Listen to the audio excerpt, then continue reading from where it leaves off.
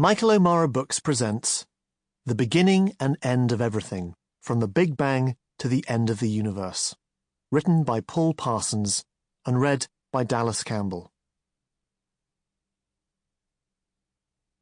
Introduction. One day, nearly 14 billion years ago, something remarkable happened. Our universe was born. The matter and energy making up everything that you can see around you in the world today, this book, the air you breathe, the biological material in your body, the light from the sun and the distant stars, everything were all born out of that one single instant of creation. Today, this material is spread across a truly vast universe. We don't know exactly how big that universe is, but just the bit we can see spans some 92 billion light-years. A light-year is the distance that light can travel in a year. A billion is 1,000 million. The light from the furthest object we can see, a very distant collection of stars called a galaxy, started its journey through space 13.4 billion years ago. That's many billions of years before our own sun and solar system had even formed. Looking up at the night sky on a clear evening, you might wonder where it all came from, how all the matter in the universe organized itself into galaxies full of stars, where the vastness of space ends, and how long into the future our universe might continue to exist for.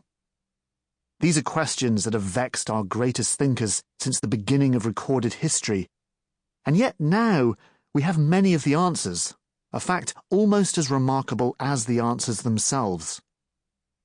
For millennia, our beliefs about the universe were grounded in religion and the notion of a creator, and woe betide anyone who dared challenge this with more scientific alternatives. The earliest secular views of the universe weren't perfect either. For example, the ancient Greek philosophers placed the Earth at the center of the universe, with the sun and the planets and the distant stars all wheeling around it. With the invention of the telescope in the 17th century, observations of the night sky, the evidence against which theories of the universe can be tested, started to accumulate. And with that, cosmology, the study of the universe at large, became a quantitative science. Telescopic measurements of outer space began to whittle away at the permitted range of cosmological theories, because any theory that didn't square with observations could immediately be discarded. In particular, astronomers discovered in the 1920s that space is expanding.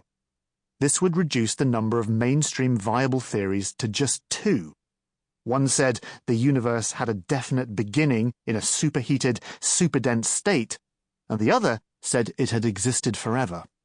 The debate raged between these two competing possibilities for decades, but was finally settled in the 1960s. When observations demonstrated that the universe really was hotter and denser in the past. This meant that the cosmos hasn't been around forever, but was created in an ancient, tumultuous event which has become known as the Big Bang. Suddenly, where before there was nothing, absolutely nothing, not just no matter and no energy, but no space and not even time as we know it, the universe burst violently into existence. The Belgian cosmologist and Catholic priest Georges Lemaitre, who had become instrumental in the development of the Big Bang theory, later referred to the Big Bang rather poetically as a day without yesterday, for it was the beginning of time itself.